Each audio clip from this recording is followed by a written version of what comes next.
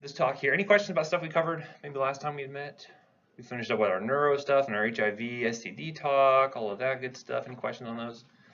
All right, remember the sticky boards there. If you have any questions you want to write up on there. We're going to finish up with immunizations. So it'll be a short talk because I don't believe in them. So, wake up, sheeple. This is how the government tracks you from a very early age. You'll have a microchip. No, just kidding. It's a lot of weird stuff. Also, the Earth is flat. I don't know if you guys knew that or not. But all right. So the theory of vaccines and immunology has been around for a while, several hundred years or so. For instance, they early on realized that, hey, if we take these pus from these smallpox infected people and gave it to people who are not infected, guess what? They didn't get smallpox. I'm glad we've advanced since pus transplants, right? We still have some pretty gross procedures though. Anyone know how you can treat C. diff if like any of your antibiotics aren't working? Fecal transplants, right? So we still do some pretty gross stuff out there, right? Anyway, but yeah, since then we've gotten a little bit better about it. Like we started to recognize things like we had these milkmaids who were working with cows that had cowpox, and they realized they actually had some protection against getting smallpox. Realized there's some cross reactivity there, and so that's kind of where we got the original idea of this vaccination, this immunization against these different diseases here. And since then we've been able to develop a lot of different types of vaccines. I had rabies vaccine as early as 1885. Now, is rabies something you clinically have to think about a lot? A lot of patients develop rabies. No, but you may have patients who may be exposed to rabies you have to think about. We'll talk about the immunization about that a little bit later on. Oral polio vaccine has been around for quite some time. So again, it's been around for a while. Now, am I going to have you memorize the entire immunization schedule for children and adults for my test? What do you think? 50-50? I'm not going to do that, right? Because guess what you can always do? Look it up, right? And guess what it does every single year? It can change, right? And again, it's important to know where you find that information. Anyone know where you find the up-to-date vaccine schedules? You open up google.com, you type in vaccination schedules 2019, right? And that'll take you to CDC. Yeah, CDC is always going to have the most up-to-date recommendations. Again, you can Google it, you just go to cdc.gov, find all the information, assuming the website's up because the government's running, I don't know, anyway. But I don't want to get too political. My videos here can generate some hate. But anyway, so look at that stuff up, right? So that's kind of the end of it. But I want you to know the theories behind it. I want you to know the concepts behind why we vaccinate certain people versus not others. What are some of the things you want to consider about vaccines before you administer to a patient? Because are these completely benign? No, there's still some risk associated with vaccines. Yes, they do an incredible amount of help, but they can actually cause some harm in some patients. You have to be careful with that. So again, I'm not going to have you memorize the schedule, but we'll talk about some notable ones. Things like the HPV vaccine. We'll talk about the flu vaccine because again, that's going to come up every single year about the flu vaccine, like who needs to get what kind of dosing regimens, what kind of ones you want to use for patients, things like that. So we'll talk about some notable ones, but I'm not going to have you memorize the entire schedules, but we'll talk about why the schedules are the way they are, right? Because it'd be nice if you could get one dose of the vaccine and you're good the rest of your life, but that's oftentimes not the case. We'll look at as to why that is.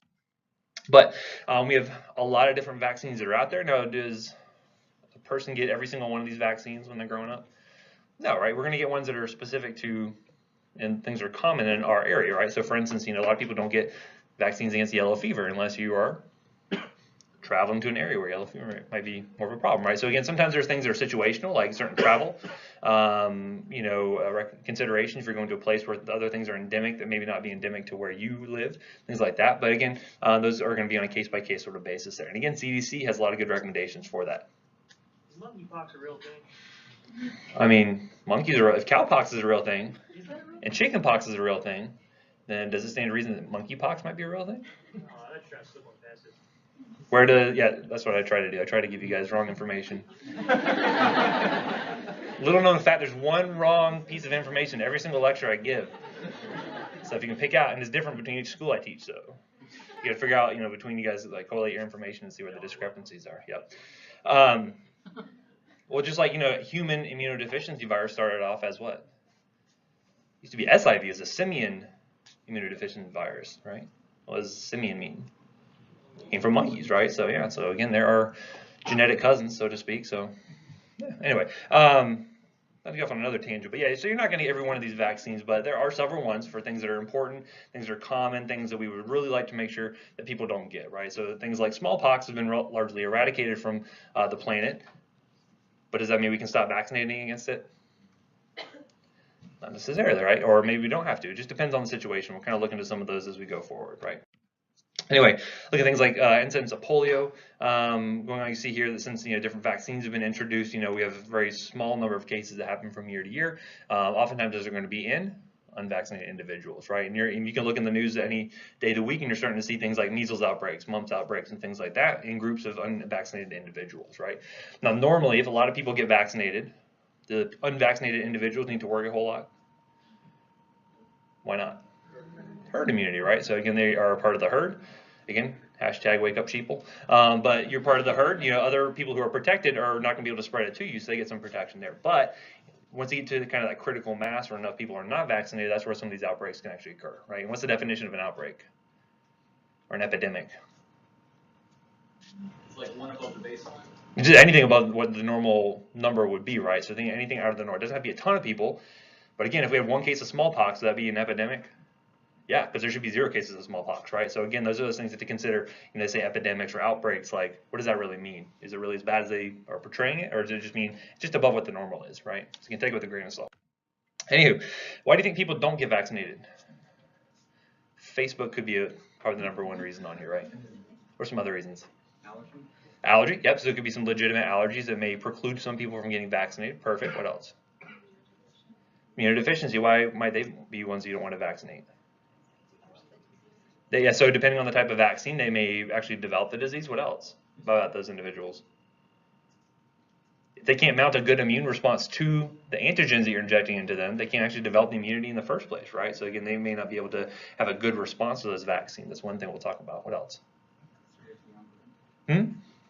Yeah, so fear of certain side effects, things like Guillain-Barré could be a risk with some of these. Some people will say, well, listen, if this can cause Guillain-Barré, we should do it at all. But you have to look at the actual incidence. Sometimes you look at the risk versus the benefits of these things. So we'll talk a little bit about those. Other things, insufficient time or inconvenience. Who has the time to go out there and get a vaccine? Well, everyone should make some time, right? And then that's been a little bit easier nowadays, especially with the fact that things like pharmacists are able to vaccinate. And again, that number of vaccines they can give has been expanding. Obviously, they come to the office and say, you can vaccinate. But again, that is usually one of the things that people say, hey, I don't have the time for it. Everyone else gets vaccinated. I'll be fine, right? Well, it can't happen to me, right? I might win that lottery, but I'm not going to get the flu. Not this year, right? Some people just don't like needles. Some people just don't like medication. So again, there's a lot of reasons to it. But you want to be able to demonstrate the potential benefits and why those people trying to make the case for why the vaccine might be useful for that particular person, right? And again, reliance on that herd immunity, say, hey, I'm a very low personal risk, I shouldn't have to worry about it. But if enough people think that, guess what? That's when you run into those outbreaks and those epidemics that can occur. Anyway, just to give you an example, in the 70s, Japan had a very successful pertussis vaccination program. They had nearly 80% of people who were vaccinated, and they maybe only had like less than 400 cases reported that year. And no deaths associated with pertussis, right? So they said, wow, we really don't have a whole lot to worry about. And so they found that basically they didn't really need to get vaccinated anymore. So they found that just in a few years, just in 2 years, only 10% of infants were actually getting vaccinated. And then a few years following that, they found they had over 13,000 cases of pertussis, 41 deaths associated with that. They realized that, yes, it's relatively safe. There are very few cases, but it's only because they were getting vaccinated. So then they kind of reinforced that vaccine program. Then the deaths went back down to 0 at that point, right? So again, it's one of those things where you kind of have some peaks and valleys here. But again, if you keep a nice consistent vaccination number there, you can prevent a lot of these deaths and a lot of these cases of pertussis developing here. And again, it's a big thing, especially with infants getting whooping cough. Like I know that I got revaccinated. My wife got revaccinated before we started having kids because of that risk of pertussis is really big for those. They are a particular risk if they get it, can be very deadly for them. Anywho, again, there's lots of facts out there saying how we can save lots of lives. Things like HIV incidence went down by 98% once vaccinations were more recommended. Again, I can go over all these things and about all the different things that can prevent and all this good stuff. We can prevent cancers, we can prevent death, all those good things with vaccines. So I don't want to necessarily make the case to you because most of you probably agree with me. The vaccines are generally helpful, right? Hopefully. Any dissonance out there? You put it in the limit, just be like, it's on the sticky board. I don't think so. Vaccines are no good. That's okay, whatever. Anywho, so let's talk about the different types of immunity. Let's get the concepts down here. So again, with passive immunity, what does that mean? So if someone else were to give someone antibodies, are they themselves immune against that disease? they're protected, but they're not actually immune themselves. They're not actually generating the antibodies that can neutralize that particular disease there, right? So again, if you were to inject antibodies into somebody, how long does it take for them to be protected? It's immediate, right? So the nice thing about passive immunity is like as soon as I give it to the person, they are immediately going to be protected. And then the time frame that's going to be lasting for is generally going to be pretty short, right? With some of our immunizations, we can have lifelong ability to fight off that disease, right? Depending on how durable the response is. I'll talk about the durability of response in a little bit, but this is very temporary, maybe weeks to months as the case may be. And some good examples of this would be things like immune sera. So for example, human sources. So again, what type of antibody is mom putting into the breast milk that the babies are getting when they're breastfeeding? IgA, right? By transferring that IgA over to the infant, they're then able to have some passive protection against diseases, right? And so that will then last for a period of time. As soon as they stop breastfeeding, those IgA start to go away, then the baby will then be at risk again because it's a passive type of immunity. We do give a lot of immune globulin. Anyone know where immune globulin actually comes from? I think I mentioned maybe the other day potentially. Yeah, from pooled donors, right? So again, when you go out and donate plasma or donate blood, they can spin down and get those serum proteins out of the immune globulins. You can actually have that we administer all the time. You can use this for things like autoimmune conditions. We can use it for patients who have primary immunodeficiencies. We use it in all kinds of cases there. But again, it's passive immunity. As soon as the immune globulin are gone, the patient's not generating their own anymore. And then we have things like antitoxins. This is basically where you can have animals, potentially, we use a lot of animal sources where they can actually hyper-immunize them against a certain type of pathogen or certain type of antigen, and then we can take those antibodies out of that animal and then apply it to people, right? So for instance, there are a lot of equine sources where this happens. The example I use in my line of work as a toxicologist, anyone know? We might use an antitoxin. Snake venom, absolutely, all right? So the snake venom in that case is the antigen. We have antibodies that we've immunized either horses or nowadays we use a lot of sheep-based products that we can inject into the person and that actually will then go and bind up the venom, the toxin, and then it's neutralized at that point. The body can just clear it naturally, right? So we use that quite frequently, especially here in Florida. Guess what? We have a lot of snakes here, a lot of venomous snakes in Florida. Please don't pick them up. You will get bit, I hate to tell you. I've had a few cases of bites to the face because they want to take a selfie with the snake, and it's no good, right? Anywho, what do you think is a potential problem with using something like an equine source? Patient needs a lot of like sugar cubes afterwards. Have the urge to eat hay. The anaphylaxis, right? Again, anytime you're injecting foreign proteins into a person, you have to worry about anaphylaxis, right? So horse proteins generally do not look a whole lot like human proteins, and so the body can react to that, right? You can mount their own immune response to that. But anyway, so just some examples of different types of passive immunity. Know it is going to be temporary. Know the protection is immediate, but it's not going to last very long, right? Active immunity would be what? We'll see opposite of passive, so the patient is generating their own immune response against the disease, or against the antigen.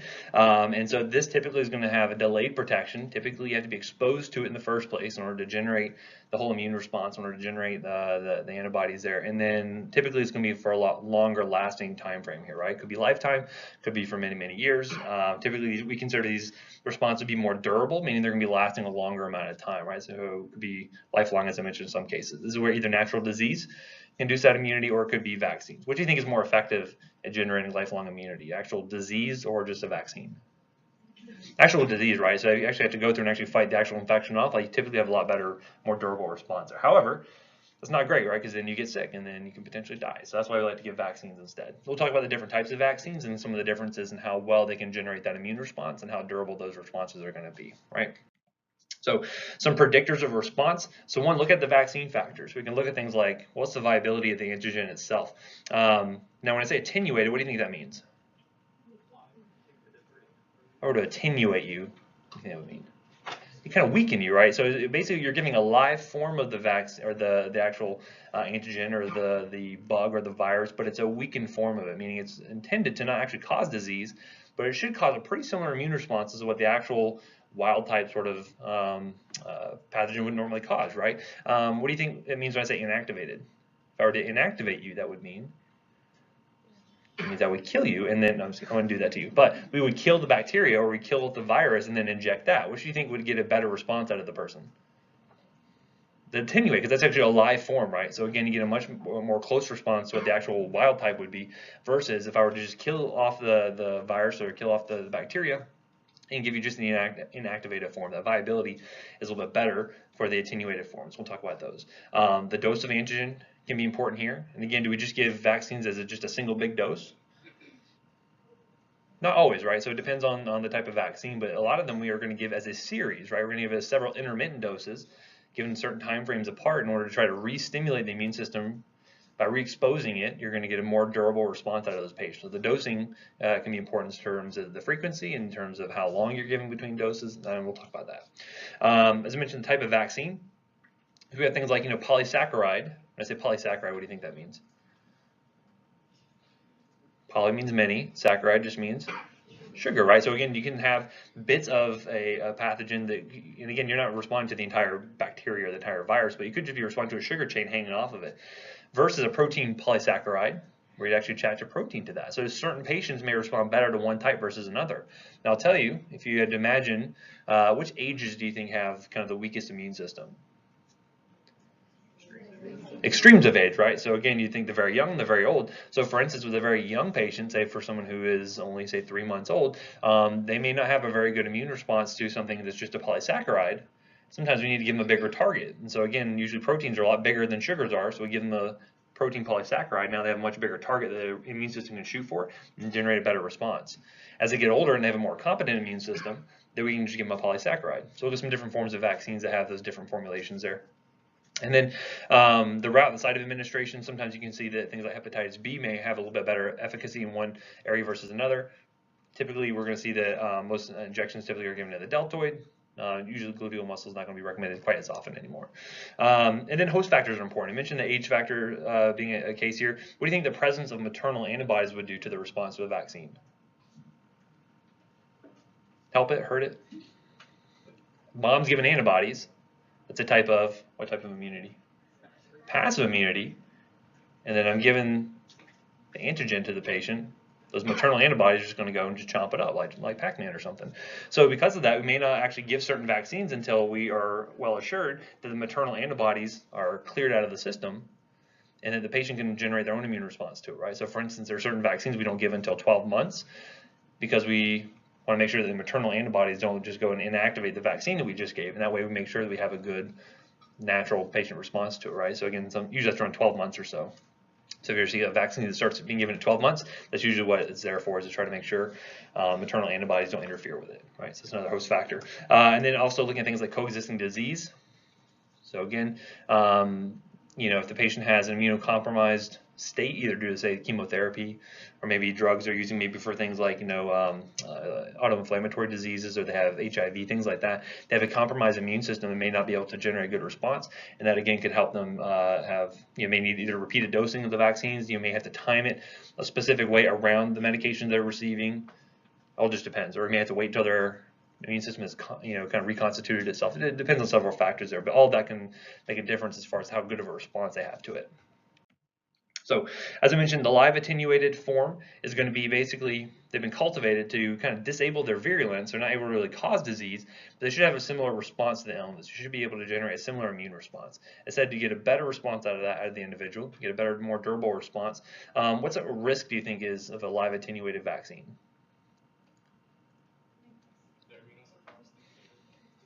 Yeah, if they're immunosuppressed, you can actually cause the disease in that individual, right? So for instance, if I had someone who had, say they're receiving active chemotherapy, and I know I've knocked down their immune system, I may not want to give them a live attenuated vaccine. Not just because they can't get a good response out of it, but also because they may actually get sick from that disease. Even though it's an attenuated form, they're so weakened in their immune system, they can still get that disease. Think about those patients with HIV that have developed PCP pneumonia, or PJP pneumonia as the case may be, right? That's something we can fight off every single day. It's no problem for us, but if you have a weakened immune system, they're more likely to get it, just like with these live attenuated vaccines. That's something to consider. Okay, the killed or inactivated form, this is usually going to be the whole microorganism, usually either killed off by some chemical means or they use heat to do so, but it's still the whole form. And so that typically requires repeated dosing in order to re-challenge the immune system to make sure you get a good, durable sort of response out of that. So something you have to consider. And then you can get even further down the line and get something like fractional sort of vaccine. For instance, we have things that are protein-based. So for instance, we have toxoid-based ones, which are basically, it's not a, you don't develop antibodies against the actual bacteria, the actual organism itself, but actually the toxoids that they release that can cause disease. So anyone know an example of a toxoid you may receive? So tetanus would be a good one. If you see the tetanus toxoid, that is an example of a toxoid-based vaccine that we would give against that specific component that the tetanus bacteria would then release, right? A subunit could just be basically an inactive sort of fractional bit of the organism. You may see a subunit 1 based ones as well. And then we mentioned the polysaccharide based. These are usually kind of a sugar molecule that kind of hangs off of the organism that the body can respond to. Mentioning you add a protein onto that, it makes it a little bit easier, especially for infants, to have a better response to it. So there are different types you can see with that. When I say recombinant, what do you think that means? Basically means it's kind of fully made in a lab, essentially. So it's a form that we can produce, and again, you don't see too many recombinant vaccines that are out there, but we'll talk about a specific example where the recombinant can be useful, but it helps to get around some potential problems. We'll mention that a little bit later on. And then I mentioned as well, we can have passive immunity generated by the immune sera. So it's usually going to be pooled IgG from donors that we can administer. And so there's lots of different forms that are out there, and I'll talk about that briefly a little later on. Again, passive immunity, patients not generating any antibodies of their own, we're just kind of donating some to them. So you get sort of passive, sort of temporary protection. And so, of course, the vaccines themselves are not just pure products. There's other things you have to put into them in order to make sure that they are stable, to make sure they don't grow bugs themselves, right? So we have other things that are active or inert ingredients. Inert just means what? Non-reactive, right? They're not really doing anything, but they can help to stabilize the vehicle. Some of the things you may see in there: water, saline, albumin can be used as vehicles, meaning they're kind of the base solution that the vaccine is going to be suspended in. And we have things like preservatives and stabilizers to help maintain the integrity there. And this is where kind of the notorious thimerosal comes about, right? So thimerosal is thought to cause what? A lot of people thought it caused autism, right? So that's one of the big complaints against vaccines that people had for a good long time. They're like, well, vaccines cause autism. I don't want my kid to get autism, so I'm not going to give them vaccines, right? And the reason why they thought that was because it was mercury-based. Mercury itself absolutely is a neurotoxin. However, lots of things we ingest all the time that can be considered toxic. So, for instance, chlorine. Anyone think chlorine is toxic? Everyone ever opened up like a pool canister of like pool tablets with chlorine in it and inhaled that? Sounds pretty toxic, right? However, what are you putting on your food? Sodium chloride, right? So again, it depends on the form, right? So just because it says mercury on it doesn't mean it's going to be necessarily enough to cause a lot of damage. Cyanide is very poisonous, but guess what? We all generate a little bit of cyanide all the time, produce a little bit of carbon monoxide. That's very poisonous, but again, the dose matters a lot. So we'll talk about that a little bit later on briefly, about some of the studies that have been done around thimerosal.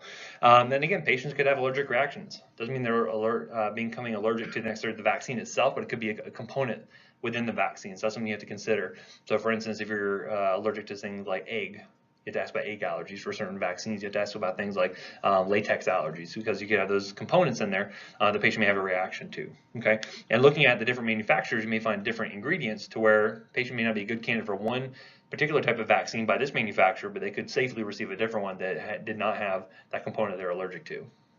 Now, of course, when they have a reaction to a vaccine, is it easy to tell which component they were specifically getting a reaction to?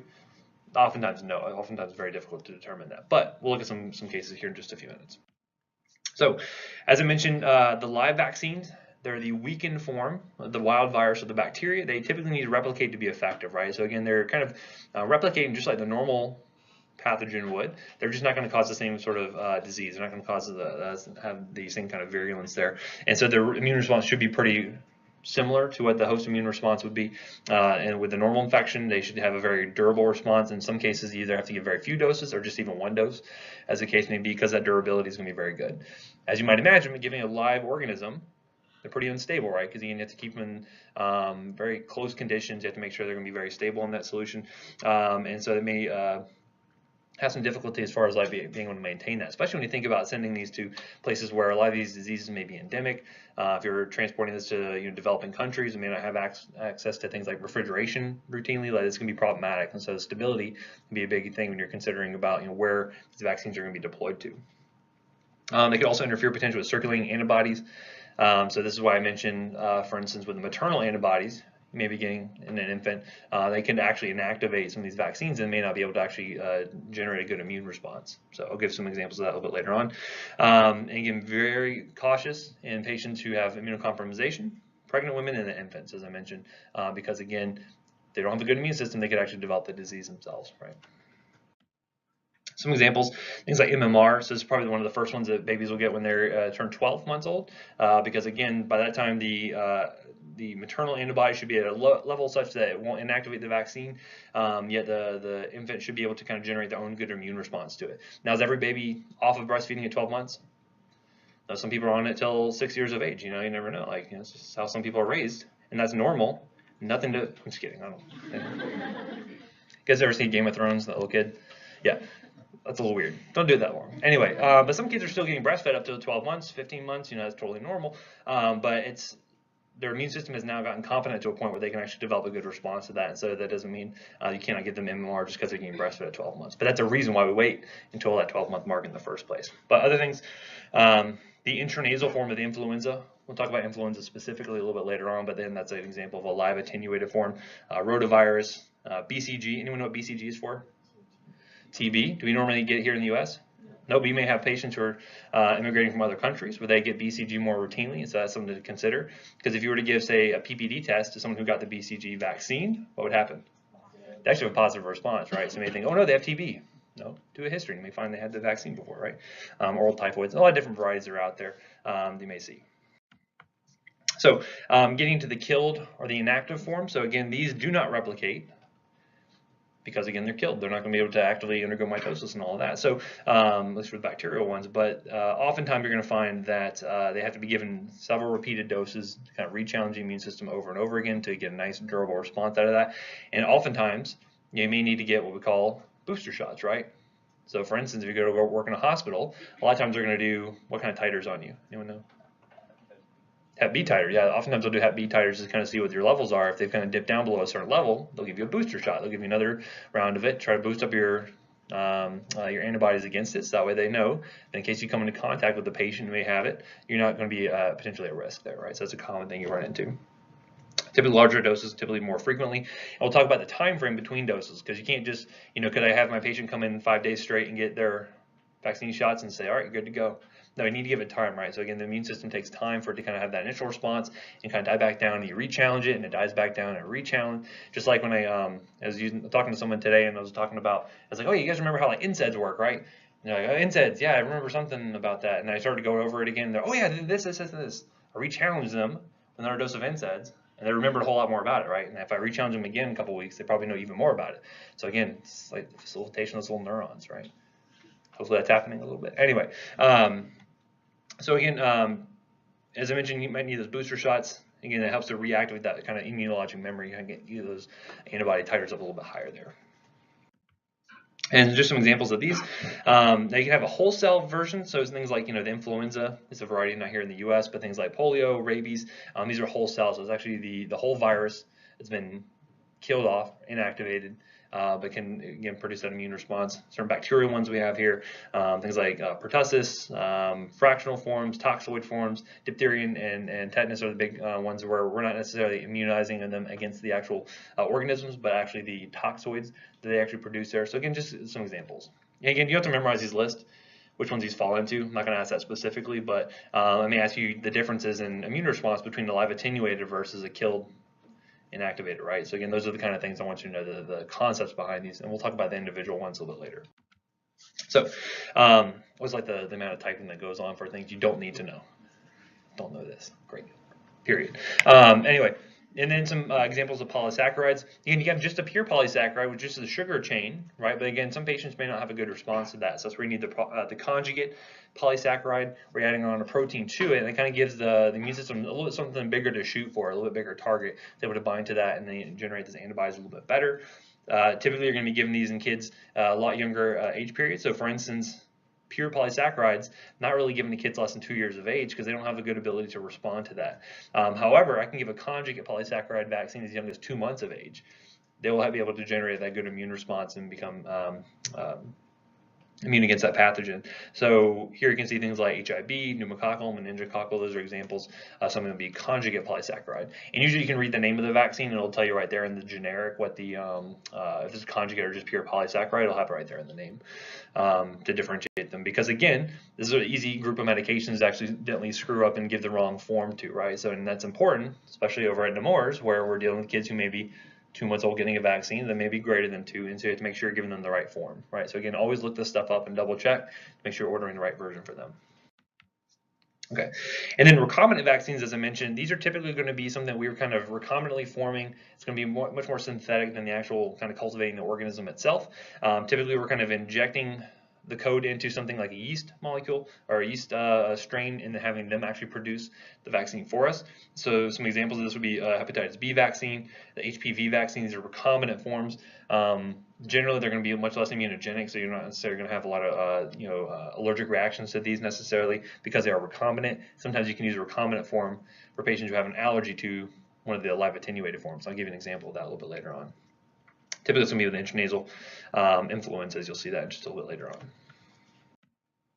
So, general rule as far as timing and spacing of these guys going, I guess, what time do I need to give a break? Probably 05. Okay.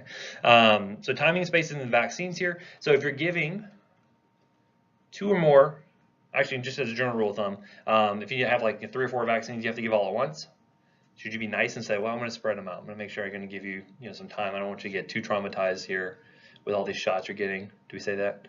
No, we say you're getting all these shots all at once, kid. You should try to do it all at once and just kind of stab them all at once. But listen, you got some to manhandle. These kids are wriggling around. The parents got to help you hold them down. It's not fun, right, for anyone involved. But you got to get it done. So anyway, all vaccines can be administered at the same time as all other vaccines. So if I'm giving a live attenuated, I'm giving inactivated, I can give them all at the same time. If I have multiples that are due in the same day, I can give them all together. It's no problem. Okay. Now the question is, if I need to start spacing some of these out, how do I space them out? So for instance, if I have 2 or more inactive vaccines, I can either give them simultaneously or I can give them at any interval. I don't necessarily have to wait 4 or 6 weeks between giving one versus the other if they're both inactive. Okay, one thing to consider. Now, if I have an inactive and a live, I can similarly do them simultaneously, or I can do them at any interval. They should not interact with one another, should not impede on them generating that good immune response. Okay. The other caveat to notice here is that if you have 2 or more live vaccines, they either need to be given together or they need to be given at least at a 4-week interval apart.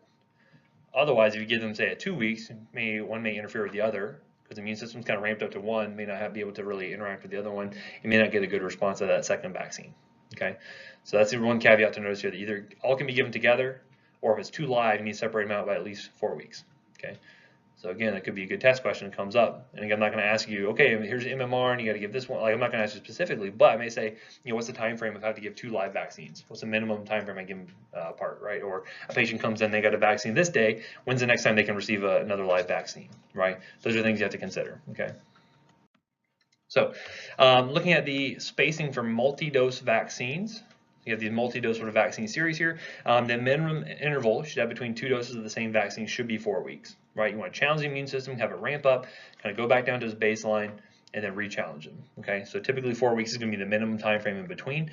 Now, again, it's nice when you can just look at the CDC recommended schedule. You have it all right there. It just tells you, great, okay, I know when this kid needs a vaccine at 6 months, at 9 months, at 12 months, blah blah blah. What happens if kids start missing vaccines, or maybe they come in and they're 3 years old and they've never been vaccinated before? What do you have to do? Start considering things like catch-up schedules, right? And so this is when you have to consider the minimum time frame here. We don't have a nice chart to kind of tell you specifically when they should be getting everything. When you're doing these catch-up schedules, you have to consider things like, okay, well, what's the minimum time between these doses here, right? And that's why they build that in there, to make sure you give the time for the immune system to have a good response, go back down to baseline, and then you re-challenge it. So 4 weeks at a minimum, and then typically, usually between the last dose and the next to last dose, you want to give a longer time frame, usually 5 to 6 months or so. That way, you really kind of give the immune system a good long time to kind of really just kind of chill, and then you re-challenge it one more time, and that should give you that good durable response for several years, right? That's typically what you end up seeing for those multi-series shots there. Now, if I have, for instance, a patient who, say they were supposed to have 4 weeks in between their first 2 doses of a vaccine series, and they said they get it at day 1, and they come in, say, 6 weeks later instead of 4 weeks. Do I have to restart the whole thing? No, typically giving it a little bit longer in between is not going to be a problem, right? If I give it too soon, though, that's when you start getting into some problems there, right? So again, if they show up to only 2 weeks after, they need to wait, right? So you don't want to have to consider they may not have as good a response as you're really looking for there. So again, minimum time frames are important to remember for these. Generally, no less than 4 weeks. Okay.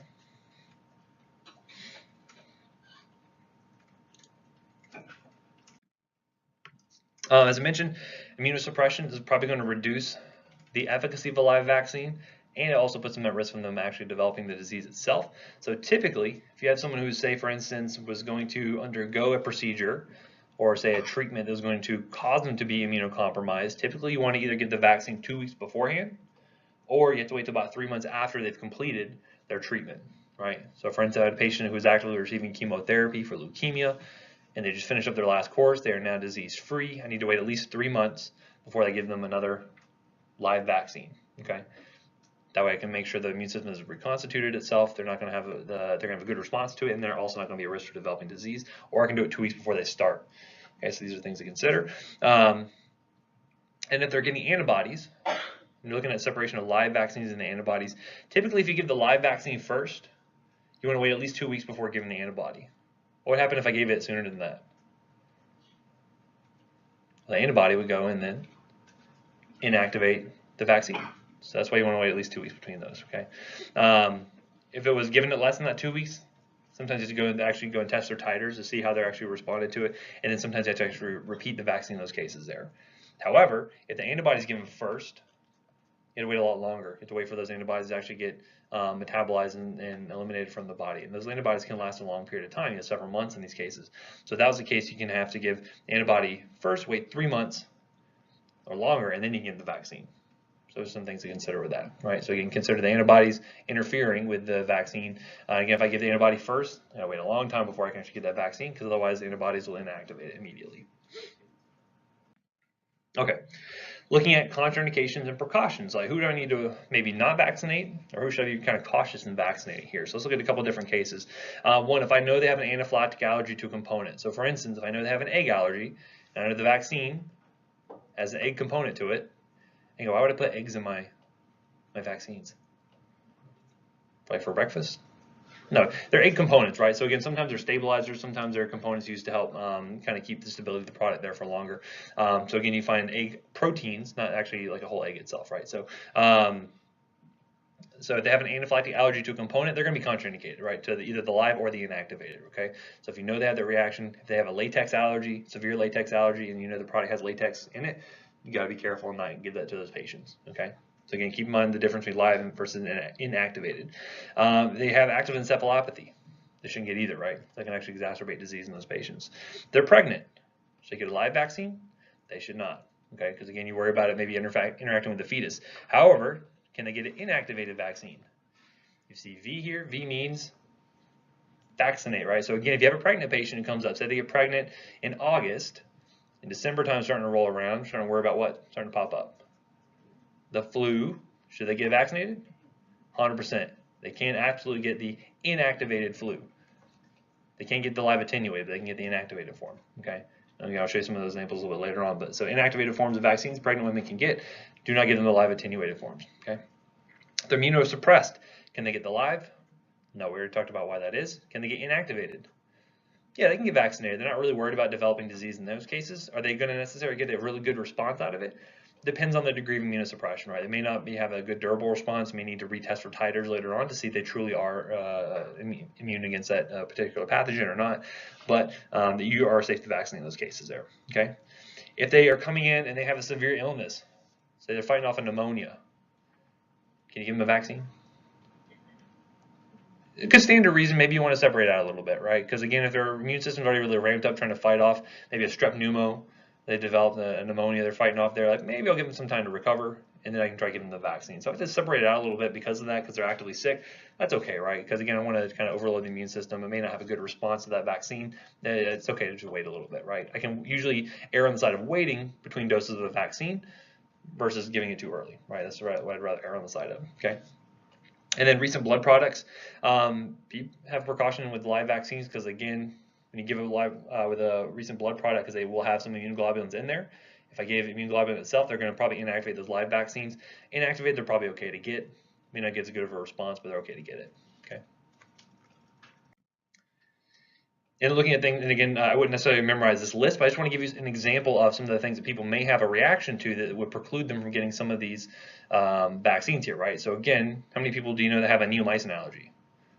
You probably don't know anyone, but those people exist, right? So you want to make sure you really ask about the allergies, see what they've had reactions to. You think neomycin, streptomycin, what antibiotics do you think that sounds like? Class of antibiotics. aminoglycosides, right? So if they have a history of aminoglycoside allergy, you may consider some cross-reactivity with something like neomycin or streptomycin, right? Things like eggs, gelatin, latex, those typically are more common ones you're going to run into. Latex, there's going to be latex components in kind of all of these. You have to be really cautious with these patients and try to figure out what specific allergy they really had. They have a really true severe reaction to latex, or they may have a little bit of rash after putting on some gloves. There can be a little bit of a difference there. And so sometimes you can refer these people out to allergy and immunology, and they can kind of figure out, okay, well, specifically what kind of reaction were they having, how severe was it, and can we maybe desensitize them in order to get them vaccinated? Sometimes they can do that, as the case may be. So again, good to know when to refer out some of these individuals. Okay, how do we give vaccines? I mentioned shots. We typically give shots. Shots. That's usually our song when we're driving to the pediatrician's office. Try to like get the kids all like jammed up for it and like, yeah, shots. And they realize what they mean, and then they're not so jammed up for it anymore. So typically injectables, because again, these are proteins for the most part, right? They're sugars or proteins, and that's not good for our GI tract. Does that mean we can't give any oral vaccines? There's actually a few oral vaccines that we can give, right? So oral rotavirus is one example there. Again, you give that to them when they're very young. Typically, their GI tract's not such that it's going to be able to really metabolize that very well, and so they can get some benefit from that. And also, the intranasal form can be useful. Who might be a good candidate for intranasal? If they're like really needle phobic, that might be one group of people I might consider, right? They're just like, there's no way you're going to take that needle and inject it into me. Figure something else out. That's where intranasal may be a good option here, right? Injection sites, when you're looking at the intramuscular administration there, typically when you're doing it for infants, the anterolateral aspect of the upper thigh, good for infants and toddlers. They typically have enough muscle mass there where you can get a good injection going on. Typically for children and adults, the deltoid is going to be much preferred. You get a good absorption there. Don't have to worry about that. Typically, there is a risk for inadequate response when injecting in the gluteal area, so that's typically not recommended anymore. Typically, the deltoid is kind of the go-to muscle there. Okay. And then, how about adverse reaction? What do you expect to see after someone gets a vaccine? Some bruising, some tenderness. What do people always say after they get the flu vaccine? Oh, I got the flu after I got the flu vaccine. Every year I get the flu. Did they really get the flu? Probably not. But imagine if I were to inject a pathogen into you and your body's having an immune response to that, how might that manifest? Low-grade fever, some aches, some pains, right? So you're having an immune response, right? So that's not changing at all, but those are things to be expected, right? Those are adverse reactions we can understand. Especially with like inactivated vaccines, you see a lot of pain, some swelling at the local sites there. Tetanus shots always hurt like a son of a gun, no matter what. But they're usually pretty mild, self-limited. How can I treat that? Tylenol, tell them toughen up, whatever you like, right? It's going to be pretty mild, pretty self-limited. You don't really have to worry about treating it too much. Again, if they're having some low-grade fever, some malaise, headache, Tylenol's going to be fine for them. They don't really need a whole lot of treatment from that standpoint, right? Pretty non-specific as far as their symptoms are going to be. Mostly supportive care. If they have an allergic reaction, again, it's pretty rare, but you want to screen beforehand. By screening for those individuals, you're going to avoid making a big boo-boo and actually giving someone an egg-based vaccine they have an egg allergy to, right? And again, you can watch them for a period of time after the vaccine, but most people are going to be able to receive the vaccine no problem, but make sure you do good screening beforehand. Okay, now if they do have an adverse event, like say for instance, your patient came and you diagnosed with a Guillain-Barré after they got their vaccine, this is very important and why we do very stringent monitoring on adverse effects that patients may get secondary to vaccines. We have a very high sort of, we like to keep an eye on this sort of thing from a governmental sort of standpoint. We always want to make sure we're catching these early, especially when, for instance, you're introducing a new vaccine every single year. What kind of vaccine is a brand new vaccine every single year? The flu, we have to reformulate every year to make sure we're shooting for the most common ones we think are going to be present. There could be adverse reactions with that, right? We can't necessarily know every single reaction that happens if it's 1 in a million, unless you give it to 1 million people, right? So this is where we're going to have the Vaccine Adverse Event Reporting System, or the VAERS. This is actually through the FDA, and you can go through and actually report adverse events. If you feel like your patient had a reaction that is related to a vaccine. Now, do you have to definitively say this absolutely is related to the vaccine? No, but if you think it could be, go and call them up, right? They can do further investigations and find out if it's something, especially if they're getting a lot of calls from, many people all getting the same vaccine, that may lead them to launch an investigation to see if something else is going on with that, okay? So again, you can always just search it up. Again, don't memorize this website, but if you Google vaccine adverse event reporting, like you're going to find something, right? So again, your Google Foo is going to serve you well for things like this, right? And then we also have this National Vaccine Injury Compensation Program, or VICP, basically kind of a no-fault sort of system here, where if someone has been injured by a vaccine, something like that, there is something for compensation for that. And again, not done too frequently, but there are resources out there. And again, be very careful. H1N1 flu contains all of the following. I love things like this. Potassium chloride is a neurotoxin. Like, you're full of potassium chloride. You'd be dead if you didn't have potassium chloride in your body, right? It's caused narcolepsy, Guillain-Barré. So obviously, do you think vaccines actually cause all of these things? I mean, maybe anything's possible, right? I mean, we could be liquefying aliens and putting them into our vaccines. I don't know how they're actually made. I just get them from the distributor and I give it to people to inject in other people, right? I don't know what's going on with it, but it's very unlikely, right? However, you see a lot of the stuff that's out there, and a lot of that can be propagated. Hashtag fake news, right? And so people can be very upset and very worried about vaccines. So again, this is where you as a level-headed practitioner can tell them, like, yeah, I know you see all this stuff out there, but listen, here's the risk, here's the benefits, here's why I think you should get the vaccine, or why you shouldn't, depending on the type of patient, right? But you're gonna see stuff like this all the time.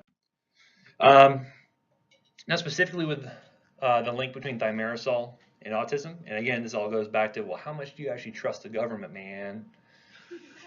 Those chemtrails in the sky, putting all kinds of weird stuff into the water, the fluorides, mind control, anyway. As far as the CDC is concerned, and again, I trust the CDC. I told you the story about how I moved in with my wife. We moved down to Orlando. CDC actually got me to move in, or actually got my wife to move in with me. At the time, she was a fiance. But so I trust the CDC implicitly because of that. But anyway, so they say there's no link here, right? So they looked at the studies, they looked at the number of people who've received flu vaccines that contain thimerosal, and they see no significant link between, no statistically significant link between thimerosal and the incidence of autism. Now, can you show someone this who's adamant and say, no, thimerosal definitely causes autism? And is this going to convince them? No, if they're really adamant about it, you're probably not going to change anyone's mind, right? It's very difficult to try to change someone's beliefs totally. But if you have someone who's on the fence, sometimes by showing information like this, like, listen, here's what the CDC says. Like, this is what my guidelines are for these different types of diseases. This may be able to push them over to one way versus the other. So again, as far as we know, there's no significant link that we know of, but you're not going to be able to convince everyone, unfortunately. Okay, any questions from the first half? So I lied. I'm actually going to make you memorize the whole childhood immunization schedule. I'm just kidding. I'm not going to do that. JK. Other people will probably do that. So keep in mind, you may have to know that stuff anyway. But recommended vaccines for children. Again, you don't have to know this whole list, but these are the common ones they're going to be getting. Usually throughout the first year up through adolescent lifespan there. Keep in mind, the recommendations are always released in January every single year. So you can go to the cdc.gov, look up the newest guidelines. Again, you can Google it. You'll get to the right stuff no matter what. Make sure you're looking at the accurate year. And so here's an example of what the dosing schedule looks like. And if you go to most pediatricians' offices, you're going to find this plastered up somewhere, right? Anyone see anything that's wrong with this particular schedule? It's a little out of date. It's from 2017. But the same concepts still apply. This will look very similar. When you look up the 2019 one, I was just a little lax on my duties and did not update this. But again, the concepts are going to be sound, right? So anyway, it looks a little confusing at first, but it's actually pretty straightforward. You'll see the actual vaccines you're going to be administering on the y-axis here, and then on the x-axis their ages. And again, notice it doesn't go by month to month, because it'll jump, say, from instance 6 to 9 to 12, and it will give you ranges for when patients can receive those doses, right? So again, it can be tough when you have a busy schedule or you have parents at work to actually get the kids in to get their vaccines done. As I mentioned, me and my wife are a little bit derelict in our duties to get our daughter into her 1-year appointment. She's 13 months old now, but we're going to get her in soon, right? Next week, she's getting her vaccines. But anyway, but there's ranges for some of these things to get their last dose, right? Now, if you remember, the time frames needed between getting these vaccines here. So for instance, with like your hepatitis B vaccine, they get the first dose, usually the first day of life, right? They'll get that first dose right then. And then what do you notice about the time to the next dose? Then a month or so, right? 4 weeks. We want to separate those vaccines by about 4 weeks or so to make sure the patient has a chance to have that response. immune system goes back down, and then you can re-challenge it, right? Again, hepatitis B not being given within that first, or it's being given within the first year, so you can probably rest assured that it's not a live vaccine, right? Because again, we don't like to give live ones in that first year because you worry about the maternal antibodies, right? Then notice there's some ranges here. So again, if you get within the first 1 to 2 months, that's fine. You can give it a little bit late, you just don't want to give it too early here. And you can see the last dose is normally going to be separated out by at least 4 to 6 months or so to make sure you get that good, nice last boost response, and they should be good for a good long time frame, right? It could be several years before they ever needed another booster there. And keep in mind that in some cases you may find that certain vaccines will be recommended to certain individuals. So it could be related back to their comorbid conditions. It could be several different factors here. And again, this also builds in some of the stuff about the catch-up period, right? So you know, whenever, you know, they were to miss a dose, once you kind of get them back on schedule, how you can do that. That's what some of these blue lines are there for. And then we mentioned with the like the purple boxes, they're going to be good for patients like with high risk histories. You may need particular vaccine recommendations. There's a lot of footnotes that'll come along with this. I did not include all of those, but just make sure you kind of read through those. If a patient has sickle cell disease, or if they have cancer, or whatever the case may be, double check the footnotes to see if there's any particular recommendations they should be either getting vaccines or delaying the vaccines, or when they should be getting them. That's a very important information. So here's what some of the cases look like here. Here's a catch-up immunization schedule. So if you had someone who came in, and for instance, you know, you had a 5-year-old, so we'll get seen several of these kids that will come in. Say for instance, they come in, they stepped on a nail or something. You think nail? What kind of infection do you think? Like tetanus, right? So you worry about that. So we want to say, like, okay, well, is a child up to date on their vaccines? And parents are like, what vaccines? And then you say, oh, we should try to start vaccinating this child. And so if they're agreeable to it, you can start them up on the catch-up schedule, right? And so this tells you, again, the time between the doses to make sure they're kind of caught back up, right? So even if they're starting very late, even if they're 5, and you're starting to give them their vaccines, this can be very useful. I actually have one friend of the family who they were very hesitant to give their children any vaccines whatsoever. They were very anti-vaccination. And eventually they got to the point where they're like, oh, they're my kids, are really worried about them. And so they said, well, I want to do a delayed vaccination schedule where they're not getting a whole bunch all at one time. They're kind of, you know, kind of doing it step by step. Now, is that wrong? Who's to say, right? It's not what's recommended by the CDC. However, it's good that your kids are getting some vaccines, and this is where the catch-up schedule can be useful to make sure they're getting at least a minimum amount of time between doses, and they get the full course there. Right? So the schedule can be useful for that. Looking at the adult stuff, so usually you're going to be a lot fewer vaccines that adults are going to need. However, there's going to be more special cases where they may need more particular ones depending on comorbid conditions and other things like that. So for instance, you know, all adults at some point probably going to need the MMR, varicella, influenza, tetanus, things like that. As they get older, we can start to consider things like making sure they really get their yearly flu, because we know as they get older, they can be more susceptible to the flu and have more respiratory complications from that, potentially death. As I get 65 and older is where you start thinking about pneumococcal, getting kind of re-challenged with that. And then for specific needs, as I mentioned, you know, sometimes you need vaccines for international travel. So depending on where they're going in the world, they may need certain vaccines. You know, and we'll talk about a couple other conditions here as well that may actually warrant getting specific recommendations. And so you can see here the different vaccinations they can be getting here, and then here's kind of the different age ranges. Again, some of these are just going to be like, hey, get this every single year. It's like influenza. Why do you think we need a new influenza vaccine every single year? Yeah, we're changing what strains we're going to be targeting. We'll talk about that in a few minutes here. But you know, things like this. Okay, for you know TD, anyone know what TD stands for? Tetanus and diphtheria. Good. TDAP, Tdap. Acellular pertussis, right, for the whooping cough. So for here, TD and Tdap, they okay. Well, the first time you need to get a booster, get the Tdap, and then afterwards you just need to get TD. And so, for instance, like when me and my wife were, she got pregnant for the first time, we both got Tdap because we were worried about the acellular pertussis, the whooping cough, in infants. So we want to make sure we were protected against that, right? So again, it depends on the case, but again, TD would have been inappropriate in that case because we really want to make sure we were vaccinated against you know, pertussis there.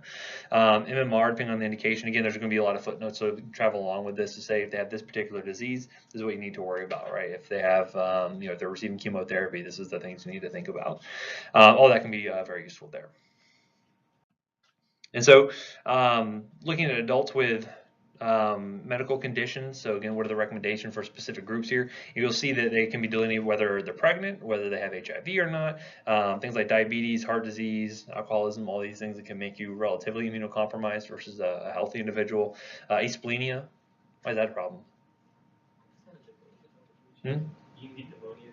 Yeah, you can develop pneumococcal disease with asplenia, right? So that's something where they may actually get the pneumococcal vaccine earlier, because then I would clear that as well. Kidney disease, end-stage renal disease can be really tough. I've never seen as sick individuals as hemodialysis patients with some of these bugs that they catch, because again, they have to have these big dialysis catheters that are in place, or these ports that are in place, and they get super infected. But man, if you cannot kill those individuals, they will. I always say that after the nuclear bombs drop, there's going to be cockroaches left over and dialysis patients. For whatever reason, you just can't kill them. Even though they get super sick, like they always bounce back for whatever reason. But I also think about healthcare personnel, right? Like we are also a particular risk because we're being exposed to these individuals who are walking in off the street.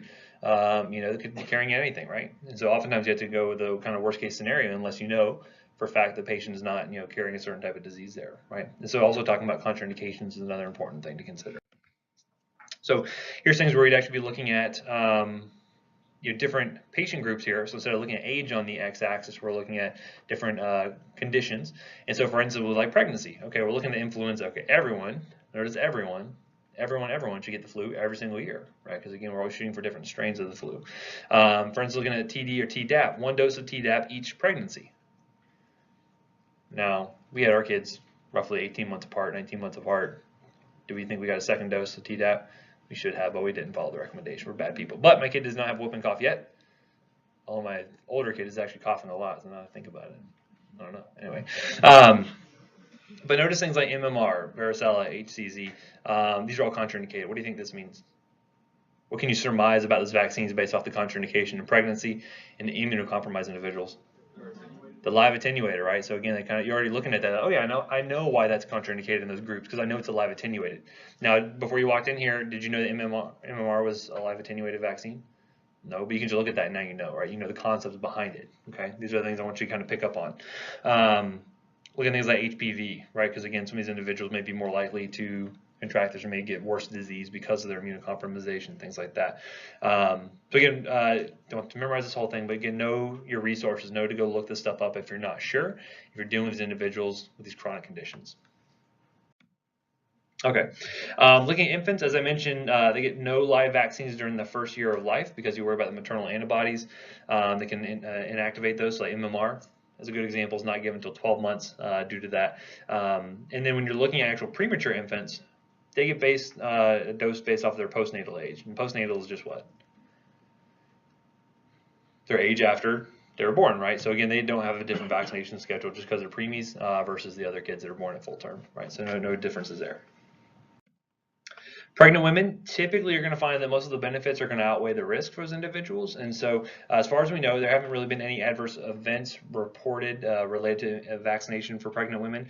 And as I mentioned, influenza is probably the most common one you're going to run into. You have a lot of pregnant women that say, well, I don't want to expose my baby to anything.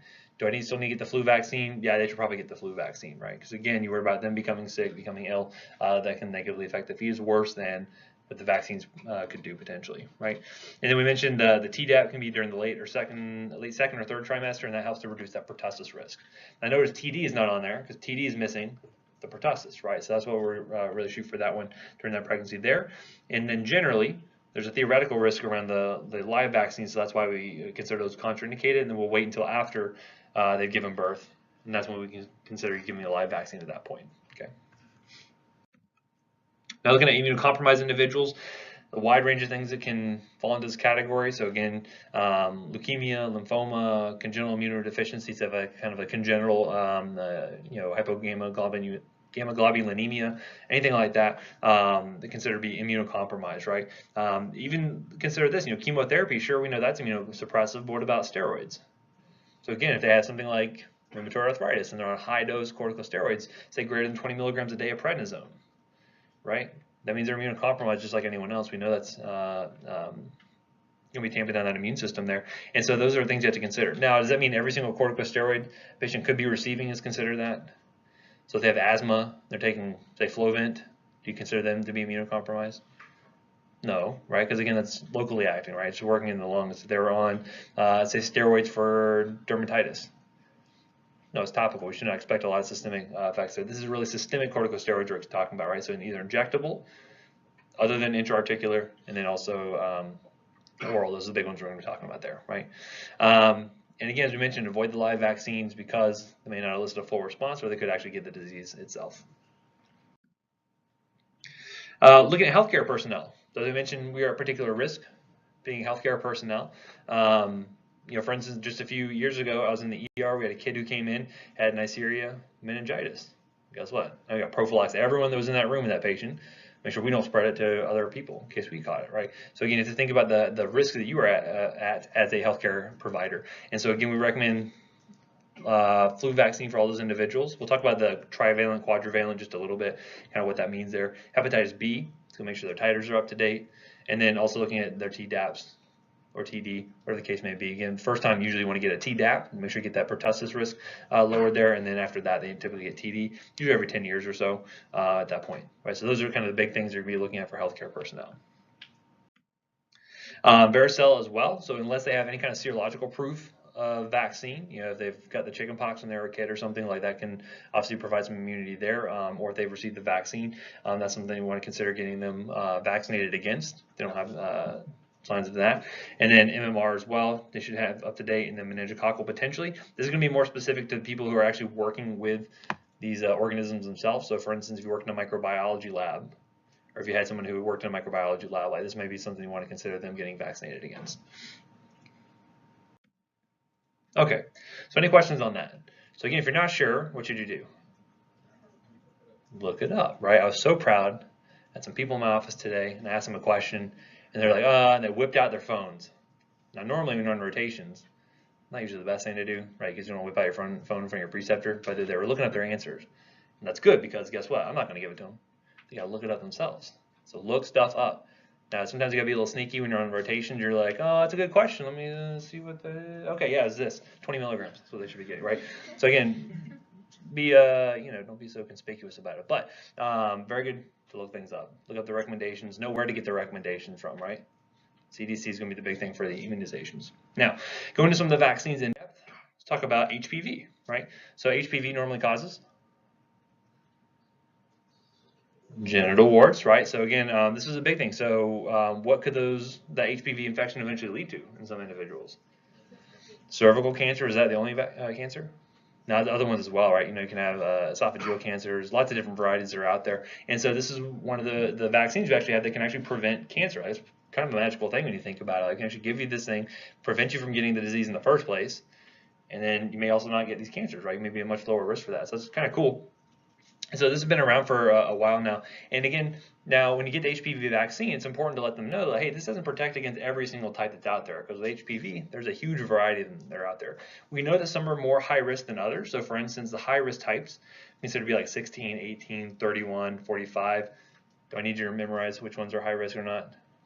No, I'm not going to say that specifically. But just know that, again, when you're looking at the vaccine, like I talk about the quadrivalent versus the nonavalent, like what are the difference between those? Why do I care? And what does that mean for which ones my patients should be getting, right? So again, a lot of people get diagnosed with HPV every year. There's a comedian, I can't remember her name, but my wife was watching this comedian on Netflix, and she was talking about HPV, and she's like, if you don't have HPV, you're lame. You were lame growing up. And I was just like, I don't know about that. That sounds a little too, I don't know about that. Anywho, but the other thing to consider is, does everyone know they have HPV who has it? Not necessarily, right? It could be asymptomatic for some individuals, and guess what they can do at that point? Share the love, and they can spread it over to some other people, right? So again, this is a big thing. So if you can prevent the spread, this is big. And I think there's been some new studies that have been coming out showing the decrease in HPV transmission pretty significantly as a result of the routine vaccination against it. And we know the brand name for the HPV vaccine, Gardasil, right? So again, when you hear Gardasil, you want to think HPV for that. Now looking at things like cervical cancer, we see that 70% of women that develop this have type 16 and 18, right? So again, you can see that there's certain types we see that are so high risk. Those are the ones you want to target. Just like with the flu vaccine that changes every year, there's going to be certain ones you say, okay, these are the ones you're really worried about becoming the worst problems. These are the ones you want to vaccinate against first, right? Or these are the ones that should be the highest priority, because you can't get them all, unfortunately. but you can try to get as big of the ones as you can. With genital warts, see 90%, even though 6 and 11 were relatively low risk, that can still be problematic for your patients. So by targeting those as well, hopefully prevent them from developing genital warts additionally. So as I mentioned, most are asymptomatic, no clinical disease, which is why it's so widespread. And however, it can itself present as anogenital warts. You know, you could have respiratory papillomatosis. There's lots of weird ways this can actually be presenting here. And you mentioned, as far as cancer risk goes, cervical is the one that everyone jumps to. But you know, you have anal, vulvar, penile, head and neck cancers can develop from this. So again, this is why it's such a big target to try to prevent it in the first place. So we have Gardasil. This was first approved back in 2006. I don't want to do the mental math right now. I figure if any of you actually were born before or after this, I don't know what to think about it. But initially we had a quadrivalent form. I don't think so, right? Unless you're 90s kids, I had to guess. Not yet. One day, though, that's actually going to be the case. I'm going to be like, oh, most of you guys weren't even born when this came out. I feel very old. But anyway, so this is a quadrivalent vaccine. When I say quadrivalent, what do you think that means? Protects against 4 varieties of it, right? So again, when I say trivalent, you would think 3. If I said nonavalent, you know that one? 9, yeah, actually 9 would be the ones there, so I can tell who the nerds are in the group, right? You knew that right off the bat. Anywho, so initially it came out as a quadrivalent form. It was against 6, 11, 16, and 18, right? And so it was really indicated, the first indication here was for the prevention of HPV-related cervical cancer, right? So again, it wasn't against the disease itself, but against the actual cancers that could form from it. And initially, who was it recommended to? Just females, right? Because do a lot of guys get cervical cancer? Not typically, right? So that's why it was really recommended for female patients. And so that's really who all was getting it when the drug first came out. Now, there was some controversy around this. What do you think that was? Well, for giving this protection against this sexually transmitted disease, what they might be more likely to do? Encourage more risky behaviors, right? Does that hold a lot of water as far as an argument goes? I don't think so, right? I think the prevention of disease should be a much bigger thing than worrying about it. Some people may feel a little bit more free to have unprotected sex or perform other high-risk activities. So because of that, it's become much more kind of well-entrenched. Most people end up getting this, as we'll see. Now, do only females still just get this? No, because guys can spread it too, right? So again, now it's recommended for men and women, as we'll see here in a second. But now we have a newer form we'll see in just a second. And again, I'm not going to have you memorize the specific intervals here, but just know 4 weeks is at minimum. And then why do we give a longer duration between 2 and 3? Again, that gets the most durable response, gets the most well-established sort of response. We give longer period of time between the second to last and the last dose, right?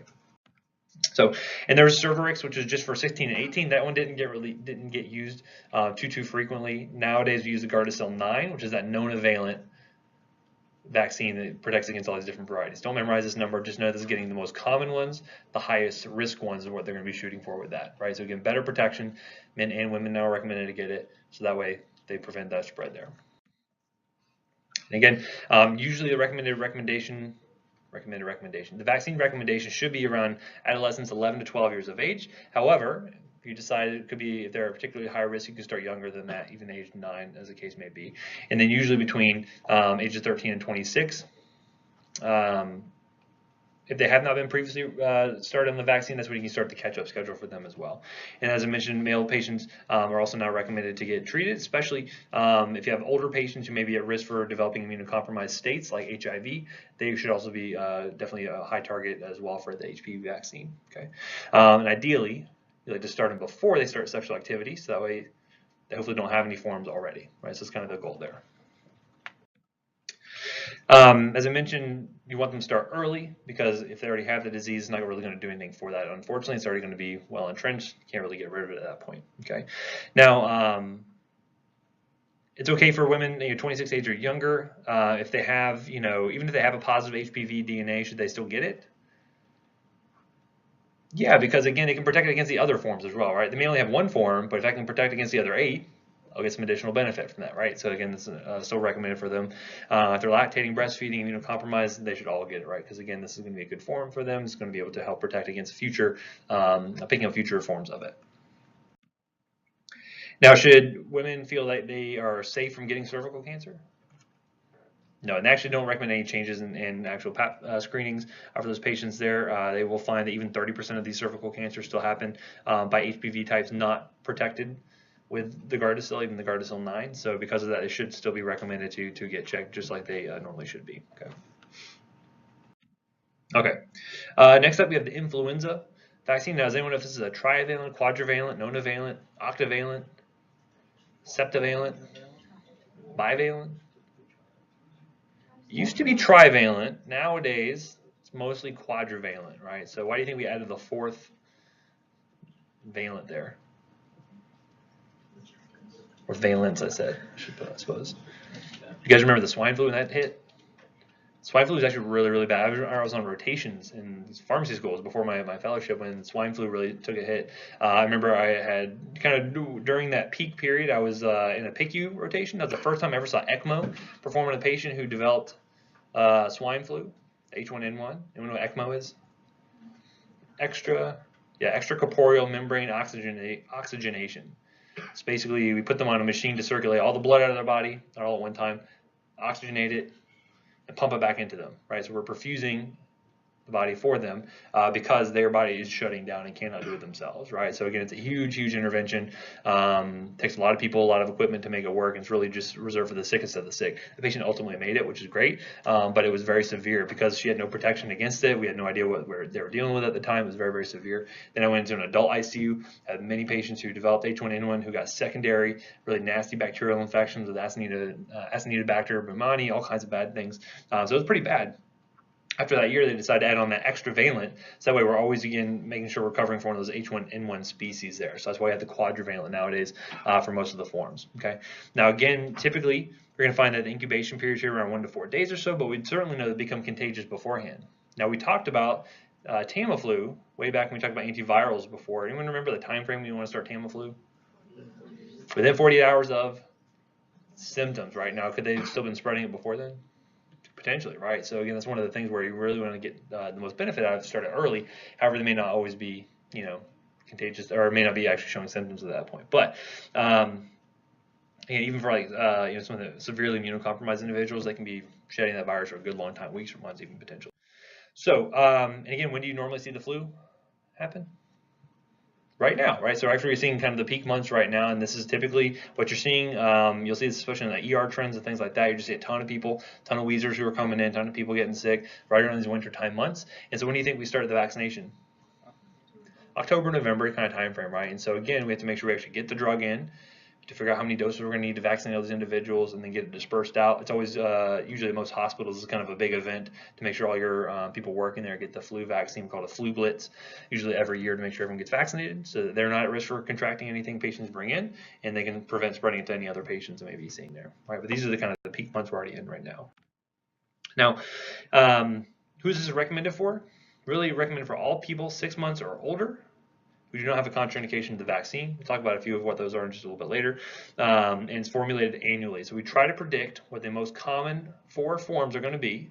We get 2 strains of flu A, 2 strains of flu B, and we try to predict which ones are going to be most likely to be prevalent that year, and then protect against those. Now, are we right every single year? Actually, have kind of a crummy track record. Sometimes we get it right, sometimes we don't get it quite right. So just because you get the vaccine, does that mean you do not get the flu?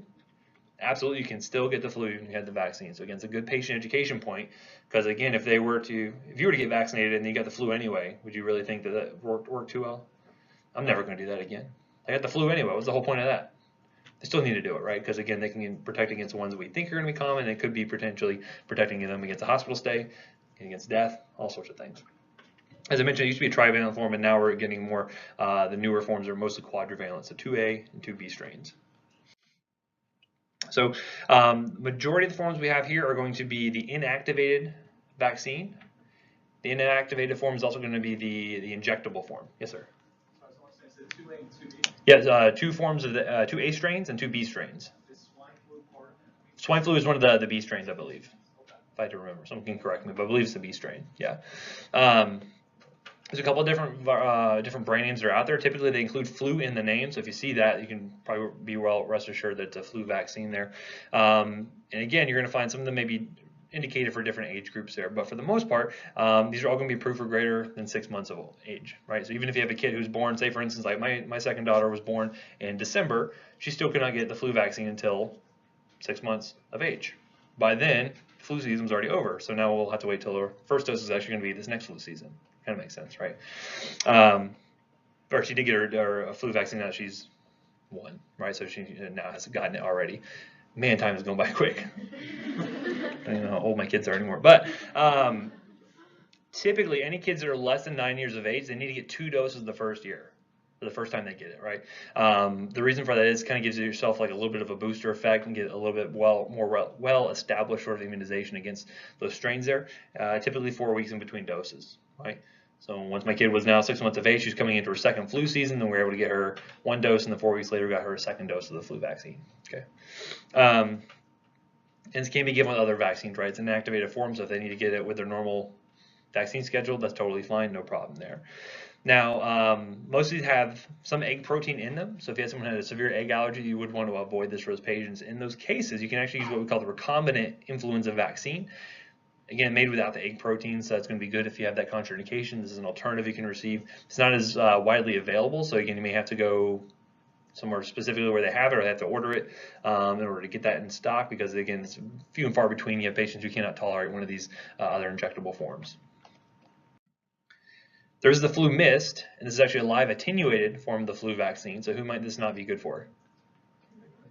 Pregnant individuals, compromised individuals, good. Yeah, so they would not be good candidates for the flu vaccine. And in fact, it's only approved for patients 2 to 49 years of age. Once they get older than that, they worry about the efficacy, and so they said just go ahead and stick with the inactivated form for those older individuals. They're less than 2. Again, just go ahead and stick with the injectable forms there, right? And again, kids who are between 2 and 8 years of age, they still should get 2 doses the first time they're receiving it. After that, it's just 1 dose per year is totally fine. Here, they actually recommend a longer period of time between the 2 doses, about 6 to 10 weeks, instead of the normal 4 like we saw with the last one there. Okay. And again, because this is a live form, how long do you have to wait between their last live vaccine? 4 weeks, right? I can give it the same time if they're getting another live vaccine. So say, for instance, they're getting a dose of like MMR, for instance. I can give them that and the live attenuated flu vaccine the same day, but if not, I have to separate by 4 weeks, right? Again, contraindications here. This one also has a egg protein, so you have to be careful with that. And then has some aspirin in it. So again, if they have, be contraindicated here with the kids, we're getting concomitant aspirin in the route for those patients there. Again, not really a big deal if they're just taking 81 milligrams a day of aspirin. Not such a big problem, but just something to note there. As I mentioned, not good for patients with egg allergy, immunocompromised, pregnant, anything like that. And then if they've received antivirals within 48 hours, why would that be a problem? It can interfere and may not be able to get a good of a response out of that. So again, if they received Tamiflu or something previously within 48 hours, probably not going to be a good time for them to get that. They can wait until they've kind of taken their full course of Tamiflu, and they can start this next drug out. Okay. Up next is rabies. As I mentioned, rabies, you don't often have to treat a whole lot of patients who get rabies. Now, is rabies very treatable once it happens? No. You should read the case reports of people who've gotten rabies and survived. They are quite notable and few and far in between. There's all kinds of interesting protocols they have. They put them in these like medically induced comas and do all kinds of crazy things to keep these people alive. But it is very, very bad when they get it. Fortunately, it happens very rarely, at least here in the U.S. Right. So again, we have a low rate of animals who actually are carrying it most of the time as compared to other countries. And then if it's treated promptly, really don't have to worry about it being too much of a problem. But it's this neurotropic RNA virus. And typically, you can see, between 30 and 70,000 fatalities reported annually. This is typically going to be worldwide, but about 3 per year here in the U.S. So very rare here as far as this goes, but if you go to work somewhere else, it can be much more endemic. So again, something to consider. And found everywhere except for Hawaii. What do you think that is? There's just no animals over there that naturally carry it, right? So we'll talk about animals that are more high risk than others in just a few minutes. And in fact, Professor Q actually has a very good talk that he did on rabies just recently. Interesting enough, mongooses carry rabies. I learned that from him. I'll never forget it. Anyway, transmission usually happens with a bite, right? So rarely you can have things like if you had transplanted an organ, maybe they've been infected with it, as a rare case, aerosolization. But typically, bites are going to be the biggest thing. Most other countries, dogs typically are going to be the most common thing to spread that here. But fortunately, here in the U.S., we have a lot of rabies vaccinations. You don't have to worry about that quite so much. But other big things to consider in the U.S., bats, right? So again, if you were to have a patient wake up in a room and they saw a bat in the corner of their ceiling, for one, be very scared, right? I mean, to change the sheets afterwards. Bat. But then, even if you don't see puncture marks, you have to consider that patient was bit by that bat, right? Other cases are like raccoons, skunks, foxes, things like that. They're typically more likely to carry rabies. Does the animal have to be showing signs of rabies for it to be considered rabid? Not necessarily. They can still spread it, right? So it may not become symptomatic just yet. And so basically what you see is that say for instance you get a bite on the hand, that virus will then kind of attach itself to the neurons and then actually travel all the way up to the brain. And then once it actually gets to the brain, once they start to manifest symptoms of rabies, is there a whole lot you can do at that point? Not a whole lot, right? You want to get there way beforehand if you can, or try to treat it way beforehand. So very, very nasty at that point. And so looking at things that can affect the infection risk depends on, the infecting variant. Could be depending on the inoculum size, where it was innervated at. So again, a bite to the face could be a lot different than a bite to the hand, because again, just physically closer to the brain has less distance to actually travel there, and also about the host immunity. So if you had someone who was like routinely working with with animals, so if you had someone working like pest control or something who's routinely exposed to animals who could be rabid, then you'd want them to probably have prophylaxis, right? Versus someone who's not routinely going to be running into that. So, and again, there's several different kind of phases that are seen with this, or different types of symptoms. There's this encephalopathic phase. It's kind of furious phase where they have hydrophobia. You know what hydrophobia is? Scared of water, right? There's interesting videos online that has aerophobia as well. They're kind of scared of like puffs of air and things like that. You see people like have actually contracted in kind of late stages. They like kind of blow them in the air or in the face with air, and they get kind of really freaked out. It's very kind of interesting. You have these quadriparesis can develop, very, very nasty sort of stage here. But hopefully we can get in the incubation stage and prevent them from getting to death, right? And so it can last 1 to 3 months is an average incubation period, but it could be a lot shorter than that, again, depending on where it was at. Lower extremities are obviously going to be the slowest compared to somewhere closer to the brain, like a bite to the face or something. Now, wound care, biggest thing is going to be prevention, right? So again, washing soap and water is going to be the biggest thing to kind of help with this. You can use a virucidal agent like povidone iodine, could be very useful for this, and this helps to reduce that likelihood by about 90%. So again, just good first aid care. Can be very beneficial for those patients. And then you have to consider things like, do they need antibiotics? Most of the time they don't need prophylactic antibiotics, depending on the type of animal it is, though. But if you think about animal bites, what kind of bugs would you think to treat for? So just broadly speaking, anaerobes, good. So Peptostreptococcus, what else? Gram negatives typically, right? So even though they say dogs have very clean mouths, sometimes you still got prophylaxis against those, right? So consider, something like augmentin is a good one. So amoxicillin, clavulanic acid is very good for that. Ampicillin, sulbactam is another good coverage for that, because we'll get the anaerobes and those gram negatives that could be in the mouth there. And then tetanus prophylaxis, they're not up to date on that. So looking at the immune globulin, they're going to be treating these patients. So what do you think this is going to do? So it's the immune globulin. It's been already targeted against rabies. This is going to be good to kind of bind up that virus and try to inactivate it before it can travel up those neurons, right? And so again, this is human-derived. Basically, you're going to be treating it, again, don't memorize the dose, but if you see the dose, it's usually in 20 international units per kilogram. I should have written that out. It's less error-prone. Because again, what could that be misread as if I wrote that down on paper? 10? Yeah, it could be misread, right? So you have to think about that. But a couple of different varieties, like hyperrab, imugam, just depending on what your hospital carries or where you're working at. And then there's an equine-derived form as well. Again, which one do you think is safer to administer to patients? Human-derived, right? They're less likely to have a reaction to that. Perfect. And again, this is good because it has immediate neutralization, right? And so where do you think you want to inject it? Well, you inject it around the bite itself, right? So this is kind of interesting where you'd actually draw up the dose. Typically, you try to inject as much as you can around the site where the actual bite happened. And then if, maybe due to space considerations, because depending on where they're bit, some places may not be able to handle a whole lot of volume, then you can inject the rest of it into, say, the deltoid, right? So you can take the rest of the dose and inject it intramuscularly. But the idea is by injecting it right where the virus is, it can immediately kind of neutralize it and prevent it from spreading anywhere further closer to the brain, essentially, right? So it's kind of an interesting sort of administration you'll see with a lot of drugs. And then the vaccine, typically you're going to see that once you give them the vaccine, they should have a good antibody production within 7 to 10 days or so, and it should be persisting for several years. So they should have a good durable response from this. You can see there are a few different forms that are here. Now again, oftentimes the question comes up, you'll have these patients who will come in, they got bit by a dog, they got bit by some animal, and say, okay, well, do they need the vaccine? Do they need the immune globulin? What are some of the steps you think you would take to figure that out? What kind of history things would you want to ask? Did you know the dog? Mhm. Do you know if the dog was vaccinated? Mm-hmm. Perfect, yeah. It's a good question to ask, right? Or what kind of animal was it in the first place? Did you even see an animal? And I mean, if you think about it, if a 2-year-old got bit and they came up and parents were watching them, you may have no idea what bit them, right? We deal with that a lot, especially with kids who get bit by snakes. We'll be like, okay, what kind of snake was it? Kid doesn't know what kind of snake, he just saw a snake, right? So again, that's why it's difficult to tell if it's venomous or not. Same thing happens here with some of these animals. Yeah, it's a good question to ask. Like, is an animal immunized? Is it even an animal that's high risk for having that, right? So again, if it's a cat bite, cats usually don't carry a lot of rabies, so unless I have to think about that. However, it said, oh, it was a bat. Bats, I definitely do think about rabies. So those are things you can consider. Where do you think you can find good recommendations for this?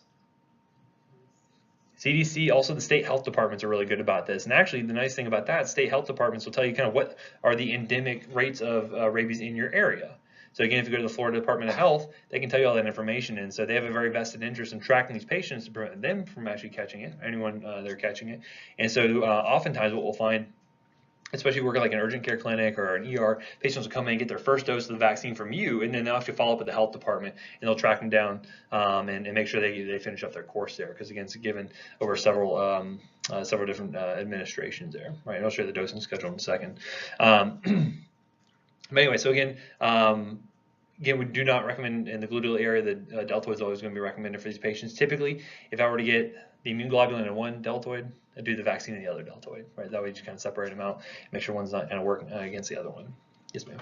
So before you mentioned if you give the antibody like first and you wait 3 months to do the vaccine, is it different in this case? It's different in this case, yes. So it's one of those things where the disease is so potentially catastrophic, we're trying to really prevent it. So again, if you got the immune globulin, that probably is going to do enough to actually neutralize everything. But just in case we want to neutralize that, if anything's kind of residual, then the vaccine should help to develop some of the antibodies and hopefully start to interact with that. So again, it's one of those cases where it's an exception, not the rule, right? So of course, I tell you one thing and I tell you the exact exception in the next slide, right? So again, that's medicine. A lot of gray associated with that. And so you can see here, typically they'll get the first dose from you in, like, say, for instance, the ER, and this is for post-exposure prophylaxis, so once they've already been bit, and then the health department will follow for day 7, day 21, day 28. They may come back to you, because the health department's closed or something like that, but that's one of those things that they'll typically follow up on them. And it's one of those reportable diseases. You want to make sure you get reported back up to the health department there. Again, it's nice because they have nice recommendations like this you can follow, and they'll actually walk you through step by step to determine how high risk was your patient for actually getting rabies. What do you actually need to treat them with in this case here, right? So for instance, did an exposure to rabies potentially occur? Did a animal with fur bite the patient? Came in for a turtle bite. You may think that sounds silly. There's a lot of turtles out there in that lake. I bet some of you could be bitten by a turtle. No post-exposure prophylaxis needed, right? So again, first off, is it a mammal? You guys all know what mammals are, right? Okay, good.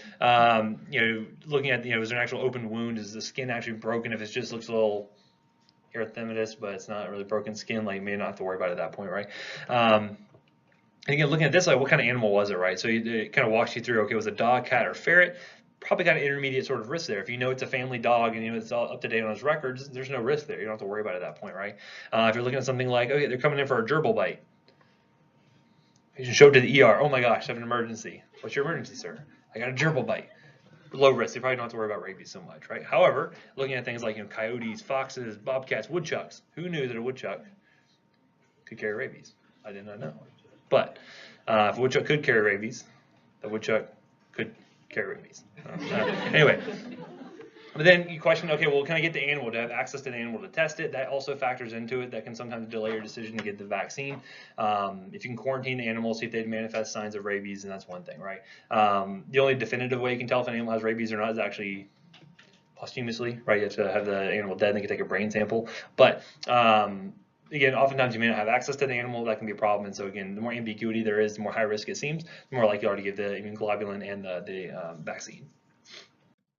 So up next, briefly we'll talk about tetanus. So tetanus is an exotoxin, so that's why we typically give the toxoid.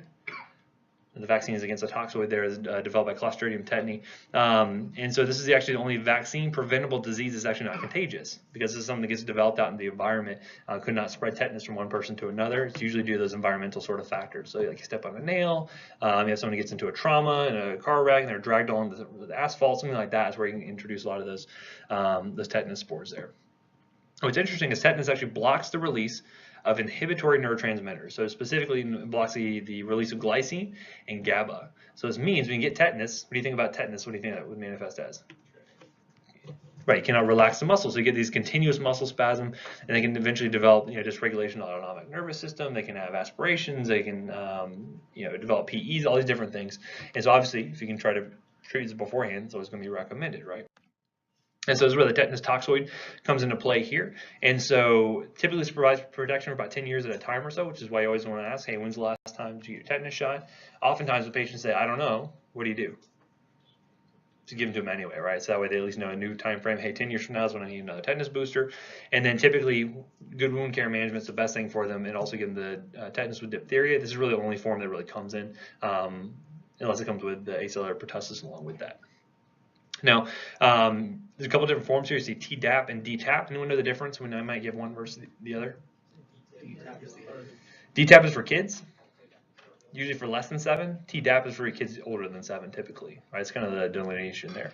And then there's also a tetanus immune globulin. This could be really useful for more serious wounds for people who have definitely never been vaccinated before, right? And so again, similarly, you have to kind of figure out, okay, well, what's my cutoff point? Do I, it's relatively low risk to give someone a tetanus booster, but the decision to give tetanus immune globulin can be a little bit more difficult, right? So especially with the expense involved a lot with it, you don't want to give it unnecessarily. So this is where, again, algorithms can be very useful to help you with this stuff. So again, if you're not sure, look it up. And so looking at the type of wound it was, and then also looking at their vaccination status. Okay, well, is say a clean minor wound and they have 3 doses or more of the vaccine, they probably don't need another vaccination unless it's been more than 10 years, right? They probably don't need the immune globulin either.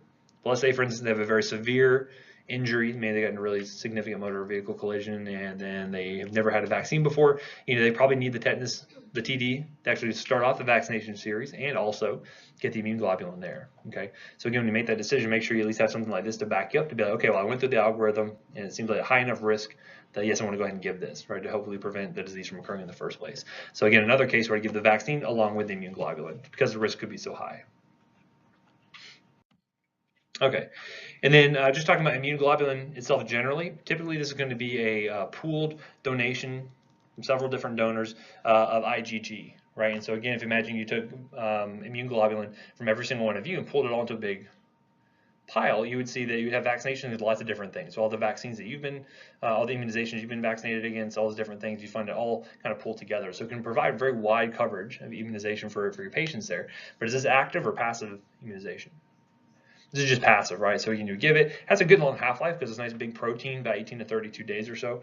But once it's gone, it's gone. You may need to redose your patients there. And so it's used typically for patients who are having, say, a severe autoimmune condition. So we'll use this for things like, Kawasaki's. We'll use this for things like lupus nephritis potentially. A lot of things where you're just need to help kind of manage the immune system. By using this can help with that. And then also if they just have a primary immune deficiency, we can replace that or kind of help to supplement that by giving this IgG. Now, as you might imagine, what are some of the side effects you think about giving donor proteins?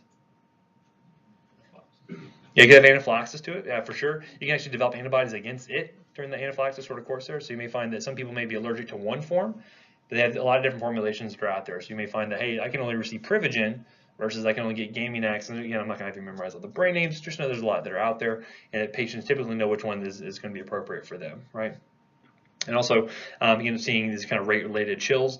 So there's a lot of usually titration instructions on there saying, okay, you start off at 1 ml an hour for 5 minutes, and you have to respond. You can bump it up to say 20 mLs an hour, and then eventually get up to say 400, 500 mLs an hour to get the whole dose into the patient there. Because it's pretty expensive. Try to hold off on it if we don't need it, but oftentimes it is clinically indicated. About $200 per gram, and for a lot of patients, you'd be given half a gram per kilo, a whole gram per kilo. So if you have, 220-pound individual, that's how many kilograms? 100. So again, you can see $200 times 100 kilograms can get pretty expensive there, right? So again, this is why we want to be really sure about when we use this, be very judicious, and just know a lot of different brands that are out there, okay? Just because a patient has an allergic reaction to Privigen doesn't mean they cannot get Gamunex and vice versa. All just depends on what they're going to be responding well to, okay? This is also a concern for certain religions, especially like Jehovah's Witness, because this is taken from donors. They cannot receive foreign blood products, and this would fall under that category. So you do want them to make sure they're aware of that in case this is a consideration for them. And then finally, we have the Rho D immune globulin. When do we give this? A couple of different cases. Pregnancy is probably going to be one of the more common ones. Why do we do this for pregnant patients? Well, let's find out. We're going to look at it, right? There's a couple of different varieties of Win-Rho, Hyper-Rho, Rho-Gam. Rho-Gam is probably the more common one that I end up seeing there. Typically, it's going to be for patients who are Rho D negative and could be exposed to Rho D positive erythrocytes. You might be coming from a fetus, right? So again, if mom's Rho negative and dad is Rho positive or dad's unknown, then you want to go ahead and give this in order to make sure that the mom does not mount an immune response against that baby, which could then lead to erythroblasts is something fatal. Basically, you're lysing those fetal red blood cells, right? So again, you don't want to do that. And so we do use it for other cases as well. We use it for things like idiopathic thrombocytopenic purpura, ITP. We use that quite frequently. But basically, by giving this to those mothers, it helps to decrease that cause of hemolytic disease. It helps decrease that risk. And so you want to know the mom's status. Now, if mom's Rho positive, does she need it? No, because again, she's not going to respond to it if the baby is Rho positive as well. We shouldn't respond to the baby's Rho negative. So that's why we end up giving to Rho negative mothers. In a lot of cases, if dad's Rho positive, or even if you're not sure, just go ahead and give it for those patients there. Any other questions? Immunizations, immune globulins, anything at all? Let me look at the board real quick.